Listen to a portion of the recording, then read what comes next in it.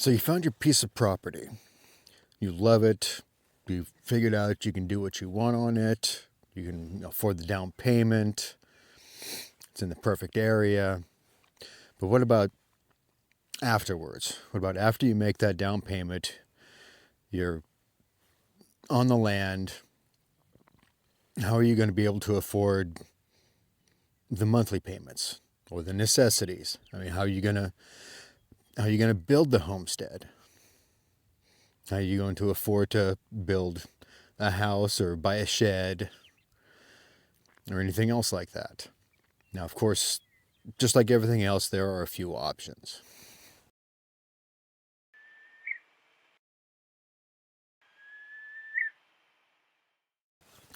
Now, the simplest and most obvious one is just go get a job.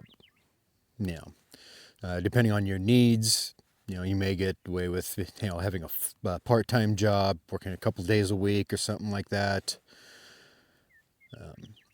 I myself still have a full-time job, so I'm only doing this on the weekends. Which, if you're talking about like work-life balance, that doesn't exist in my life. I would much rather work, say, 3 days a week and be out here 4 days a week. That would be amazing.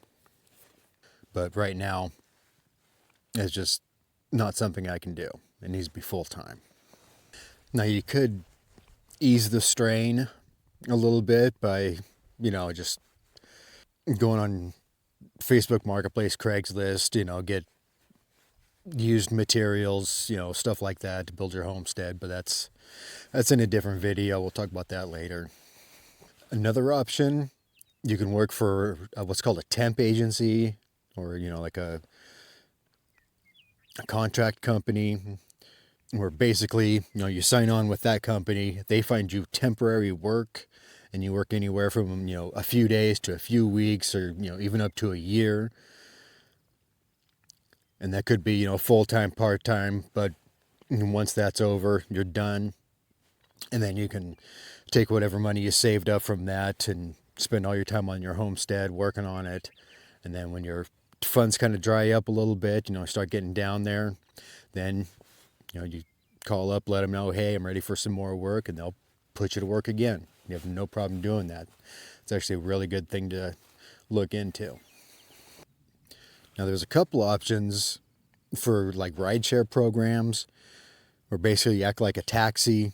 You download an app, somebody needs a ride somewhere, you go pick them up, you drop them off, and on that you can pretty much set your own hours, work when you want to. If you want to work today but you don't want to work tomorrow, you just pretty much become your own boss as far as that goes.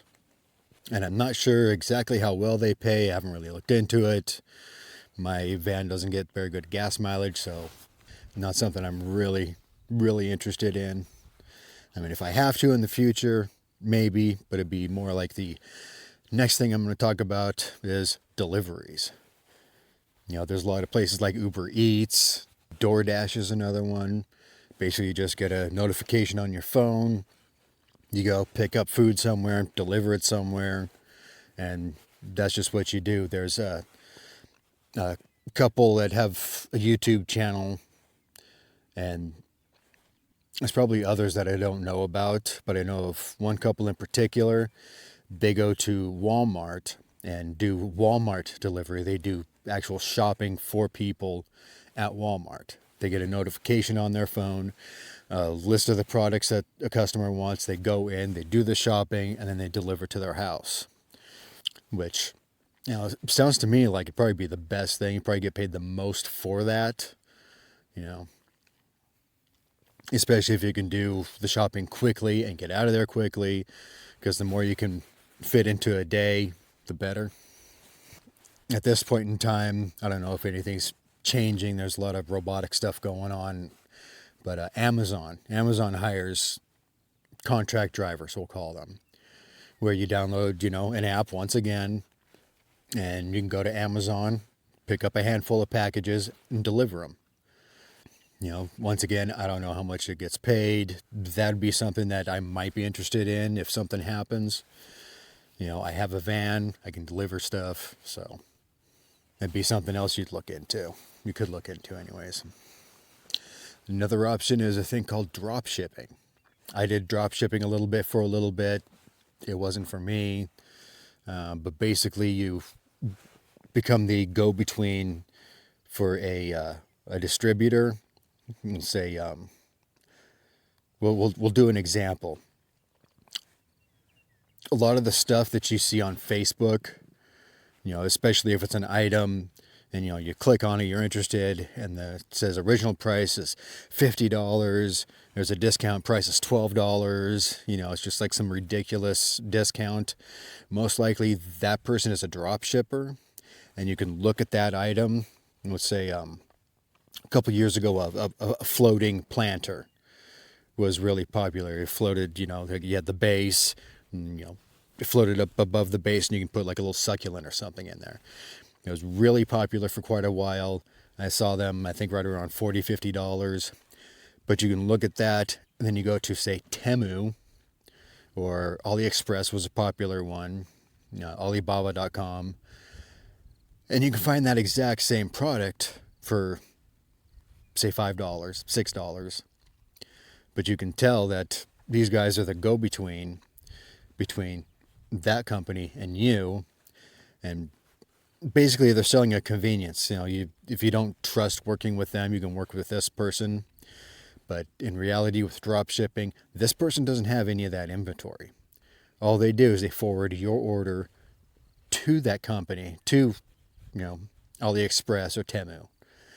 And they forward it. They handle like some of the logistics, be like, okay, this person wants this, go ahead and ship it to them. And then, of course, if there's any problems, it skips over, the middleman, and it gets shipped back to Temu. And just you help it out a little bit, but it's something that it's a viable option. There's some people that really take advantage of it, really sell crap Chinese stuff, $10 that they could get and sell it for, $75. Those people, I don't really, like what they're doing. You can still do it, in good faith. You can, just like anything else, buying and selling, you can, be a decent person in doing it. And that leads to another option where, you do flipping, like garage sailing. You buy something cheap at a garage sale, put it on Facebook Marketplace, put it on eBay, and, you can make money like that. A lot of people do that. That's something that I'm interested in. I actually bought a couple of old film cameras. The couple of film cameras plus some lenses. The person, I'm guessing they didn't really know what they had, because when I bought it, I just wanted to get into film photography. It's like, oh, 2 cameras, this is awesome. I went, got it, paid $20 for it. And then, like the deal was, with my lady, that I would keep one, sell the other, because they were identical. So I went on eBay, and these things were going for $150, $200, $250 for one camera with one lens. So I was like, okay, let's do this. I put it on, sold it within a couple weeks, $200. So it's a very, very viable option, and something that I do want to look into a little bit more. But anyways, let's go to the next idea. If you're getting value out of this video so far, go ahead and give it the thumbs up. Of course, if you know somebody that's searching for homesteading land and maybe up to this point in the process, go ahead and share this video with them. And go and hit that subscribe button, because you're not going to want to miss any video in this series. Now, the next way that I'm going to say the vast majority of us would love to do, that's make money from the homestead itself.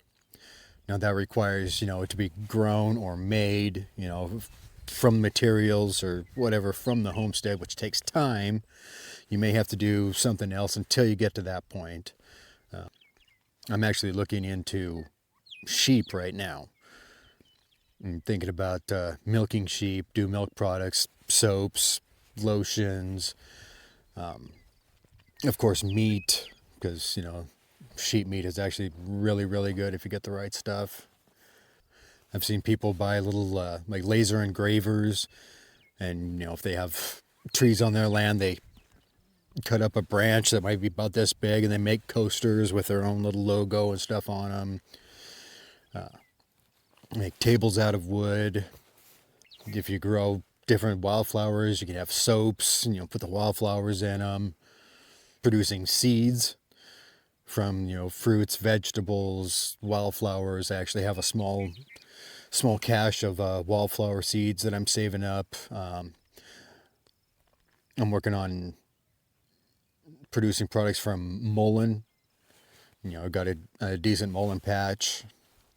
If you have a bunch of little things, like the eggs, the milk, stuff like that, you can put together a roadside stand. A lot of people have an honor system set up for their little roadside stand. They might have a camera to record, but, they have a product, say, a dozen eggs for $5. Nobody's there to actually monitor it. But, they have a cash box where you put your $5 in and, you take your dozen eggs. So that's a viable option. Now, if you're not afraid to do a little bit of work, which you're a homesteader, you can do manual labor. If you're in an actual community, you can get around. You can put little ads to help people with working on their properties, building porches, stuff like that, assuming you have, the knowledge to do it. But little things like that, being a local handyman, that's a really good way to earn money. It seems like pretty much every area would love to have their own small engine mechanic, because small engines are everywhere. Lawnmowers, rototillers, even working way up to like a small tractor. Those guys are always in demand. So if you're mechanically inclined and you practice, maybe, go to a junkyard or something, grab a couple lawnmowers, see if you can figure out, get them running again. Which is another thing that's,